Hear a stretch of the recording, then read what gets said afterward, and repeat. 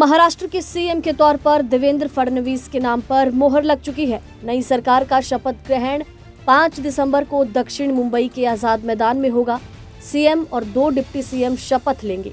बाद में तीनों पार्टियों के बीच मंत्रिमंडल और विभागों के बंटवारे को अंतिम रूप दिया जाएगा।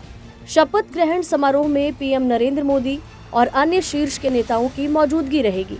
माना जा रहा है कि बीजेपी कोटे से सीएम होगा और शिवसेना एनसीपी कोटे से डिप्टी सीएम बनाए जाएंगे।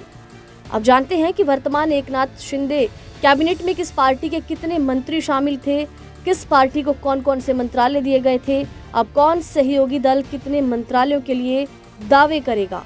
और आपको बता दें कि भाजपा को भी एक बड़ी कीमत चुकानी पड़ सकती है। महाराष्ट्र में सीएम पोस्ट के बदले क्या कुर्बानियां भाजपा देगी? शिंदे अजीत किस पावर में होंगे? शेर फॉर्मूले पर सहमत हुए या नहीं हुए?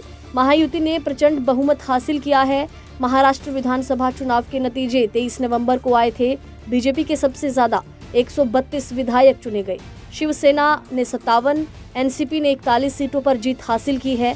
जेएसएस को 2 और आरएसजेपी को 1 सीट पर जीत मिली। अब नई सरकार के पावर शेयरिंग फॉर्मूले को अंतिम रूप दिया जा रहा है और मुंबई में भाजपा के विधायक दल की बैठक हुई है। सवाल ये उठता है कि भाजपा को इसकी क्या कीमत चुकानी पड़ेगी।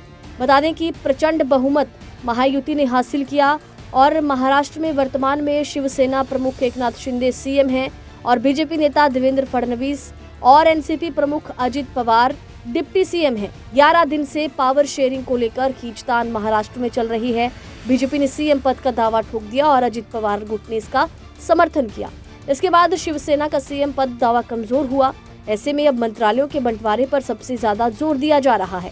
इसी को लेकर 11 दिन से खींचतान थी और इसका अंदाजा इसी बात से लगाया जा सकता है कि महायुति के जो नेता लगातार दिल्ली में भाजपा हाईकमान के संपर्क में हैं।